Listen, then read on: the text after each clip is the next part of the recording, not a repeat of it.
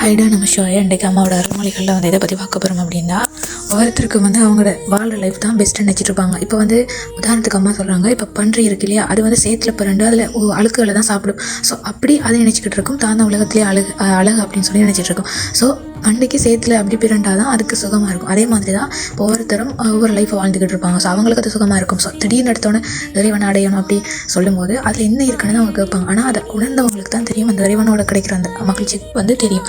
So அதால் வந்து ஒவ்வொருத்தருக்கும் வந்து அவங்க வாழ்கிற லைஃப் தான் பெஸ்ட் அப்படின்னு சொல்லி நினச்சிக்கிட்டு இருப்பாங்க. அடுத்தது வந்து ஆனால் உண்மையான சந்தோஷம்ன்ற எதில் இருக்குண்டா அந்த இறைவன் மேலே தான் இருக்குது அப்படின்னு சொல்லி அம்மா சொல்கிறாங்க.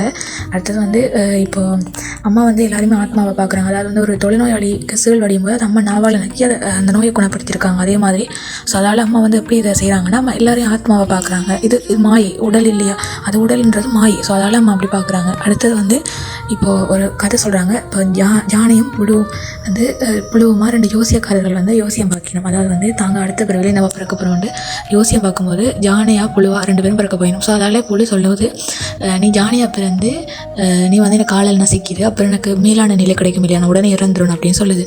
ஸோ அதால் வந்து ஜானி வந்து அடுத்த பிறவி பிறந்து தன் நண்பனை வந்து தேடி போகுது. ஆனால் புழுவுக்கு அது ஞாபகம் இல்லை, ஜானிக்கு வந்து அது ஞாபகம் இருக்குது. ஸோ அதால் வந்து ஜானை வந்து போயிட்டு புழுவை நசுக்க போகும்போது புழு வந்து சொல்லுது, கொடுமைக்காரா என்னையும் என் மனைவி மக்களையும் கொல்லவா பார்க்கிறாய் அப்படின்னு சொல்லி பேசுது. அப்படி தான் நாங்களே இப்போ இந்த நிலைமையில தான் இருக்கோம்னு சொல்லி அம்மா சொல்கிறாங்க. அதாவது வந்து நாங்கள் எல்லாத்தையும் மறந்து போய் இப்போ இதுதான் எங்களோட உண்மையான இதுன்னு சொல்லி இருக்கிறதால தான் அதுக்கு தான் அந்த ஜான கதையை வந்து ஒப்பிட்டு சொல்கிறாங்க.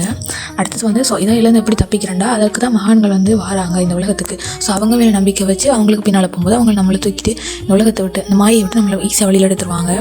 அடுத்தது வந்து இப்போ கனவுல இருக்கும்போது எப்படி நீங்கள் ஒரு கனவு வருது உங்களுக்கு, யாரை கத்தியில் குத்துற மாதிரி. ஆனால் அந்த கனவு விட்டு வெளியில் வரும்போது ஓகே இது கனவா அப்படின்ற மாதிரி இருக்கும் இல்லையா. ஸோ அதே மாதிரி தான் இப்போ நாங்கள் வாழ்கிற வாழ்க்கையும் இது ஒரு கனவு தான். ஸோ இந்த கனவு விட்டு எப்போ வெளியில் வருவோமோ அப்போ தான் நம்மளுக்கு இது புரிய வரும். அடுத்தது வந்து எந்த பொருளுக்குமே வந்து இப்போ நாங்கள் ஆசைப்படுறோம் இல்லையா, ஸோ அந்த பொருள் எங்களுக்கு மகிழ்ச்சி கொடுக்கலையா அம்மா சொல்கிறாங்க. அதாவது வந்து அப்படி நாங்கள் தான் எங்களோட மனசுக்கு வந்து நினைச்சிக்கிட்டு இருக்கோமோ இதுதான் நம்மளுக்கு உண்மையான சந்தோஷத்தை கொடுக்க போகுதுன்னு. ஸோ அப்படி இல்லை, ஏன்னா எந்த பொருளாலையும் சந்தோஷத்தை நிலையாக கொடுக்க முடியாது. அதால் வந்து நிலையான இது நிலையற்றது, இது உண்மையான சந்தோஷம் அப்படின்னு சொல்லி அம்மா ஆராய சொல்கிறாங்க. அப்போ இறைவன் மேலே தான் அது கிடைக்கும். அதாவது வந்து ஒரு பொருளுக்கு ஆசைப்படுறீங்களா, உடனே அது வேணும் ஆசைப்படாமல் அது கிடைச்சா என்ன பண்ணுவோம், அதை என்னத்துக்கு எனக்கு தேவை வேண்டும் ஆராய்ச்சி பண்ண சொல்கிறாங்க. ஸோ அதால் உண்மையான சந்தோஷம் எதில் கிடைக்கும்னா இறைவன் மேலே மட்டும்தான் கிடைக்கும். ஸோ இறைவன் மேலே வந்து பற்று வளர்த்துக்கோங்க. அடுத்தது வந்து பஜனை பாடும்போது கண்களை மூடிட்டு பாட சொல்கிறாங்க. மைண்டாக வெளிப்பொருட்களை கவனம் சிதறக்கூடாது, அதுக்காக தான் அப்படி சொல்கிறாங்க. ஸோ எல்லாருமே வந்து இதில் இருந்து ஒரு விஷயத்தை எடுத்துக்கோங்க. எல்லாருமே நாம தான் மனசுக்குள்ளே அப்படின்னு நினச்சிக்கிட்டு இருக்கோம். ஸோ அதால் வந்து இறைவன் மேலே பக்தியோட இறைவனோட உறவாடி இறைவன் கூட பேசி பழகி இறைவன் மேலே உணர்வை வளர்த்துக்கோங்க. ஓகே, நம்ம ஷாய் வாழ்க வளமுடன்.